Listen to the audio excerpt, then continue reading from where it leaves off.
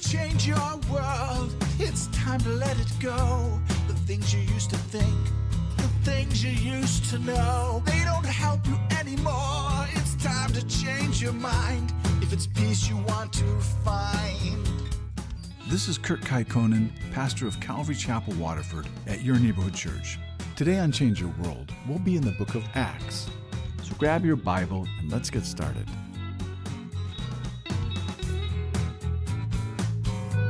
It's time to change your world. You need to let it go. So now Paul, he can set aside his tent making for a while and he can minister full-time building the church in Corinth, where Paul, he does this by teaching at the synagogue. So this is the Holy Spirit giving God's message of salvation to the Jews of that synagogue through Paul. And then it says that they opposed him. And then it says that they blasphemed, which means that they're blaspheming Jesus. So you got to go, well, what else could Paul do? Because he's trying to reach them, but here they're rejecting Jesus. So now Paul, he shakes out his garments, and that's exactly what Jesus said to do to his disciples. He said to shake off the dust of your feet from those who refuse you as a testimony against them, which is kind of like us saying, we're going to wash our hands of you. And then Paul, he says, let your blood be upon your own heads. And that's meaning that he's not going to be guilty for them being condemned or for them going to hell because he gave them the truth, but they rejected it. And so this is like Ezekiel chapter 33, where if Ezekiel didn't warn the people, he was responsible for their blood. But if he warned them, their blood was on their own head. And so these guys, they understand exactly what Paul's saying. And then Paul says, I am clean. From now on, I go to the Gentiles. Where Paul, he has said this exact same thing way back in chapter 13 when he was with Barnabas. And so then he gets up in a huff and he leaves the synagogue. And what he really does is he just goes next door to Justus's house. Because Justus's house, it actually shared a common wall with the synagogue. So it's not like he went very far, and it's not like the Jews didn't know where to find Paul. He was just next door if they ever wanted to change their mind. And Paul reasoning with the Jews at the synagogue, it actually did bear some fruit, because we find that the actual ruler of the synagogue that he believed, and his name was Crispus, and they say that he was the sweetest guy in the synagogue, and I believe they called him Krispy Kremes. I'm not sure. And not only Crispy got saved, but the whole Cream family. They all believed and they all were saved. And we know from 1 Corinthians that Crispus was one of the very few people that Paul baptized himself personally, where Paul, he didn't baptize a lot of people. And then this Justus, that man who had that house right next to the synagogue, where it shared a wall with the synagogue, his full name is believed to be Gaius Titus Justus, where this Gaius is another person who Paul baptized. And in this very same verse, it says that a lot of people were baptized. It just wasn't Paul that was baptizing them personally. And if you look at how many people Paul baptized in 1 Corinthians 1, I think I've baptized more people than him in just our little church here, because I baptized Scott and Jeremy and Salem and Alyssa and Corey and Jonathan O'Neill, and they all still go to church here. And it's not like I'm trying to compete with Paul, but if I am, I'm winning. But if you need to get baptized, I'm your guy. Me or Pastor John, he can be your guy. But everybody should remember being baptized. And if you can't remember being baptized, we should take care of that this summer down there at the lake, where you make a public proclamation of giving your life to Jesus Christ. All right, so it seems here like Paul, he's leaving the synagogue on bad terms. And so it seems like he's afraid that they might retaliate, because it's always been these Jewish leaders who haven't believed in Paul's message that have been consistent on persecuting Paul. And so it could be that Paul here, that he's actually thinking about leaving the city of Corinth because of all these troubles. And then God gives Paul a vision in the night, where the first thing that God says to Paul is, don't be afraid, which means Paul was afraid, because God only says that to people when they're afraid. And in verse 9, the Greek literally says, stop being afraid. And God says, but speak and do not keep silent, which literally means continue to speak. Don't stop at all. Where Paul here, he probably wants to stop speaking because it always seems to be getting him into trouble everywhere he goes. And it gets him beat up and it gets him chased out of town or thrown into prison. And so God's telling Paul something that Paul, he already knows, something that he's always telling other people. But he needs to hear it himself too, because he's no different than anybody else. And so God, he tells Paul, for I am with you. And that's because it doesn't always feel like God is with you, but he always is. And that's a promise that God has given to all of us who believe, that he will never leave us or forsake us. But this promise, it's only good for true believers who are saved. And that promise is even good if we've forsaken him or we've transgressed and we've sinned against him. He says he will never leave us. But this doesn't apply to fake Christians. So it's not for the tares. It's not for the people who say they're Christian, but they haven't been born again. But it does belong to us. Even though we're described of being this kind of people who are unwise and not very noble, people who aren't very mighty, but we've been called. Okay, so now here with all the threats and all the blasphemies of the Jews, God tells Paul, no one is going to attack you here or hurt you in the city. So this is not going to be like Lystra, where he was stoned, or like Philippi, where he was beaten, where God allowed Paul to suffer. Here in Corinth, Paul is not going to be hurt. So God tells Paul, you keep on speaking, you're not going to be harmed. And then God says something that sounds a little strange, that he has a lot of people in this city. Where God, it means that he's calling a lot of the Corinthians, where Paul, he just hasn't met them yet. And so you think, all right, well, so God here is saying that he has a lot of people in Corinth, in this city where everybody's drunk, everybody's in idolatry, and they live in sexual promiscuity. But the truth is that God saves these kind of people. And by God saying that he has a lot of people in the city, it doesn't mean that they're already Christians, but that God knows the people that he's chosen to become his people, the ones that he's going to save to become a part of his church. That God knows them, but Paul doesn't know them yet. So this verse, it implies divine election. And it's like what Jesus said, no man can come to me unless the Father who sent me draws them. And so Paul, he believes God here. And so now he stays for like a year and a half, which is longer than any other city where Paul has ever planted a church up to this time. And then Paul, he actually tells us this himself in 1 Corinthians 2:3, that he was afraid when he came to Corinth, where he says, I was with you in weakness and fear and much trembling. And my speech and my preaching were not with persuasive words of human wisdom, but in demonstrations of the Spirit and of power. Where he's also telling us here that he didn't try to talk to them, not in Corinth, he didn't try to talk to them like a philosopher, like he did in Athens, where he didn't have very much fruit for his effort. But everything that Paul preaches to the people in Corinth, it was all things that were revealed to him through the Spirit, and it wasn't taught through Paul's own wisdom. And so this is kind of the way I look at it. You have to be willing to be stupid for Jesus, but you do have to be brave. But it's just speaking God's simple truths, and then you just stand back and you see what God will do with it. But you don't need to be afraid. And then we see here in verse 12 where God makes good on his word to Paul, where it looks like Paul is going to go through it all again, where the Jews, they've been plotting again against Paul, where they now have this new proconsul in the city, who's actually the proconsul over all of Achaia, which is the whole region of this part of Greece where Athens and Corinth are. And so these Jews, they drag Paul before this Gallio. And there's actually an inscription found that says that Gallio was the proconsul around 51 AD. So this is still about the same year that Paul is actually appearing before him. Where this Gallio, he was also the brother of a famous Stoic philosopher whose name was Seneca.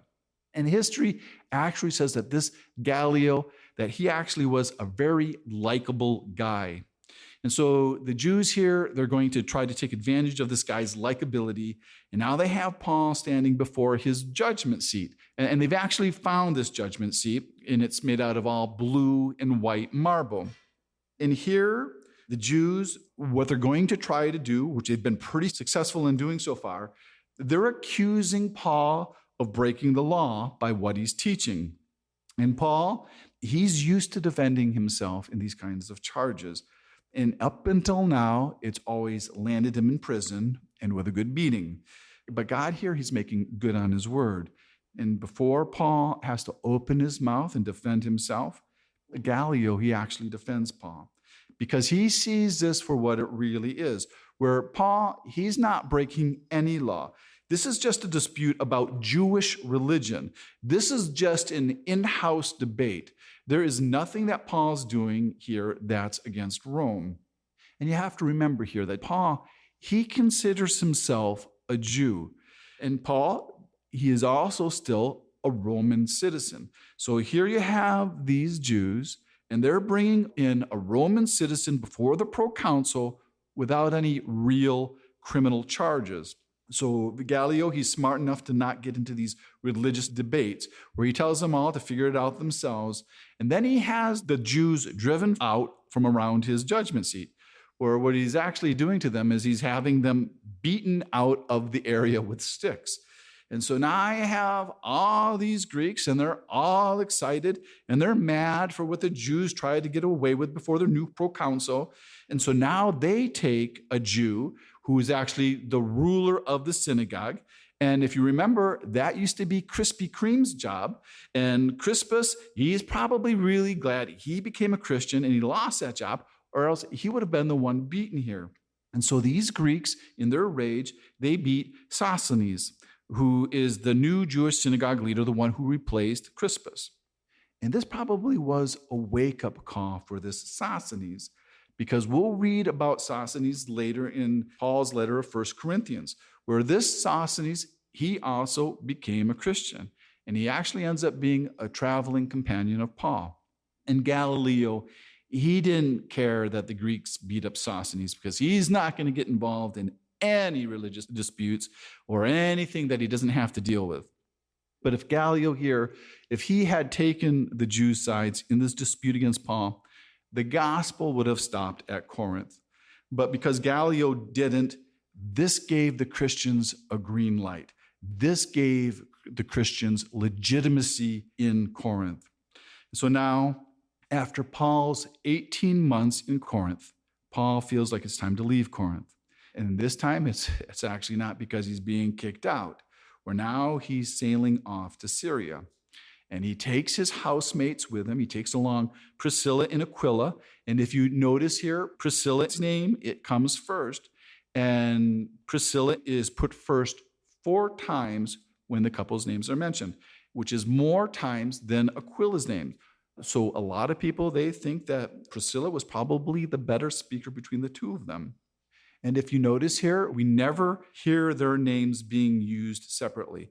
They're always mentioned as a couple, and we don't hear of a lot of couples like that. So this is rare. And the only couple that I can think of that I remember hearing like that was Ananias and Sapphira.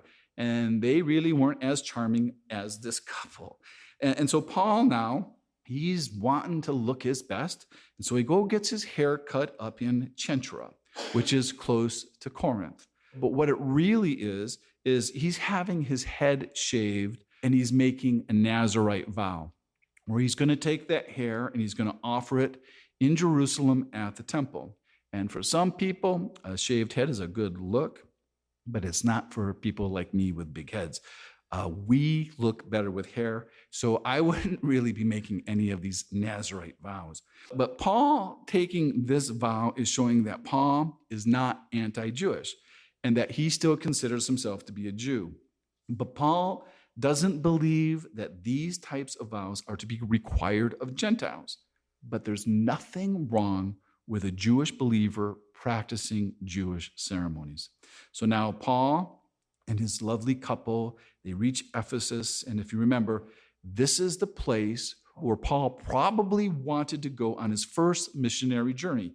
So this is the place where the Holy Spirit had forbid him to go in Asia. And so now he's here, and he finally gets into that synagogue where he starts reasoning with the Jews. And they receive Paul. And that synagogue, they actually ask Paul to stay. But Paul, he tells them that he must keep this Passover in Jerusalem. And so I'm going to guess that it's been around 5 years since Paul has been able to celebrate the Passover in Jerusalem. And it's not called the Passover here, it's just called the feast here. But if it just says the feast, it's always assumed that it's the Passover. And then Paul tells them at the synagogue, and he says it just like the Terminator, he says, I'll be back. And then he adds, if God's willing. And he goes, if God's willing. And then Paul, he leaves his friends, Aquila and Priscilla, in Ephesus. And then Paul, he sails back by himself to Caesarea. Then he goes up to Jerusalem. And it doesn't say much about Paul in Jerusalem. But you know that the Jerusalem church, that it had to be excited to hear about all these things that was going on with Paul and his ministry among the Gentiles. And then in verse 22, it says that Paul returned to Antioch, which is his home church. And this is where the second missionary journey ends, with Paul in Antioch. And Paul, he's been gone now for about 2.5 to 3 years, where all of Paul's missionary journeys, they all start from Antioch, and they also end in Antioch, except for the third missionary journey. So now in verse 22, the second missionary journey ends. And now in verse 23, the third missionary journey begins. And we really don't know how long Paul stayed in Antioch between these two journeys, but it could have been as long as a year. And this third missionary journey, it starts the same way as the first two, where Paul, he goes back to the first churches that he planted with Barnabas in the regions of Galatia and Philippi. And so these cities would have been cities like Tarsus, which was his hometown, Derbe, Lystra, Iconium, and Antioch Pisidia, where he goes back and he sees all his old friends that he's known now for about 5 years. And I don't know if you've ever gone back to your old churches you used to attend, but it's really good to see people from years before where you used to serve God with them. And a lot of times, there'll be people missing. Rebecca and I, we see people from our past because nowadays you can see them on Facebook. And we see all these people from the 90s that used to serve at Calvary Chapel, San Jose. But most of them, they're not in San Jose any longer, but they're scattered all throughout the United States, where a lot of them are now pastoring churches. And you would have never imagined it back then, because they were basically all a bunch of musicians playing on the worship team, all living at the church. And these people, they mean so much more to us now than we ever thought that they would ever mean back then. We never thought back then that these would be the people we would know our whole lifetime. We just thought that they were people passing through. But now these people, they're very important to us. But here, it doesn't give us any details about Paul's visits to these churches, because the writer here, he's wanting to get us to Ephesus. Because Ephesus is the capital city of the Roman Empire in Asia, with over 300,000 residents, where Ephesus is the most important commercial city in this part of the world because of its large harbor. And it had the greatest tourist attraction, something that the whole world wanted to see, because it was one of the 7 wonders of the world. And I would have thought it would have been Ripley's Believe It or Not, but it's not. But Ripley's Believe It or Not, it always gets me. But I only go into the lobby. I never want to pay the money to go in to see the rest of it. But that water coming, it's like, where does it come from? But this is not Ripley's Believe It or Not. This is the Temple of Diana. And it had been there for about 400 years before Paul showed up. And this temple, that measured 418 feet by 239 feet, which is just under 100,000 square feet. And it had over 100 columns that were all 50 feet high. And on the inside of that temple stood the sacred image of Diana, who is also known as Artemis. And this image, it supposedly fell from heaven, so they believe it was probably a meteorite, where Diana, She was the fertility goddess. And so she was in charge of the prostitution in this city with over 100 prostitutes who all called themselves priestesses. And they made themselves available to the city, where sex was a very important part of their worship. And Paul, he stays here in Ephesus for 3 years, which is the longest place Paul ever stayed anywhere. But this is where we take a little short break from Paul. And now we start to focus on Apollos. Where Apollos here, he's not the Italian stallion, but he's the master of disaster. And he fights Rocky with his words. And I don't know if you knew that Apollo Creed's character was based on the fighter Muhammad Ali, but Muhammad Ali knew it, and he liked it. And our dog, Mackinac, his original name was Apollo. And that was before we bought him. But we actually thought his name was Rocky because we didn't know that they had 2 dogs that looked alike. But we really should have left his name alone because Mackinac is really the master of disaster. And you would know that if you ever had to clean up after him. But this man's name is Apollos. It's not really Apollo. But it says here that he was an eloquent man. And it's talking about the way he speaks. It's not talking about the way he dressed. But he could have been a good dresser. We don't know. But he's from Alexandria, Egypt, which is the second most important city in the whole Roman Empire. And by the city's name, you can kind of figure out that it was founded by Alexander the Great. So this is a Greek city, although it's in Egypt. Where Alexandria in Egypt, it had a population of 600,000 people. But they actually had more books in their library than they had people, because their library boasted of having 700,000 volumes of books. And the population was made up of Egyptians, Romans, Greeks, and Jews. But at least a quarter of the population was Jewish. And their Jewish community was very influential and very well educated. So now Apollos, being an Alexandrian Jew, he knew the Old Testament scriptures really well. And he spoke with power. And the word that they use here for fervent in spirit, it actually means boiling. So this is your fire and brimstone preacher. He's a Billy Graham. He's a pulpit pounder. And he's bold enough to go into the Jewish synagogues in Ephesus and to teach the Jews there. And he teaches them accurately. But he only has one problem, that he doesn't know the whole gospel. He only knows it up to the part about John the Baptist.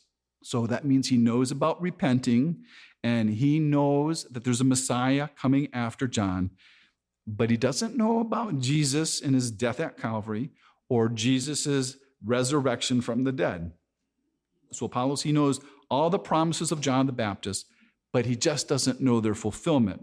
So everything that Apollos taught was right. He just didn't have the whole story. And Aquila and Priscilla, they don't correct Apollos in public, so they took him aside privately, and Apollos, he received their correction. And so this kind of makes you wonder if Apollos was really a born-again Christian believer before this, but he definitely was after this.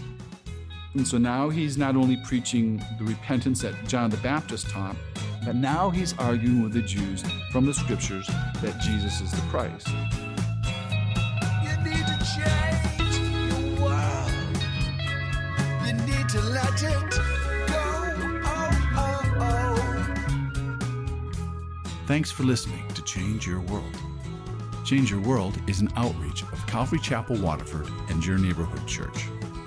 If you're listening to Change Your World in the Detroit metro area, why don't you join us for church this Sunday? Our service time is 10 a.m. at Calvary Chapel, Waterford, 183 South Winding Drive, Waterford, Michigan. We're competing with the Catholics. It's only an hour. All the donuts you can eat, and you don't have to believe a thing we say, but it could change your world.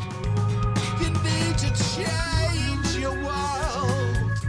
The rest of today's message can be heard at yourneighborhoodchurch.org. So check us out and download the app. And until next week, remember,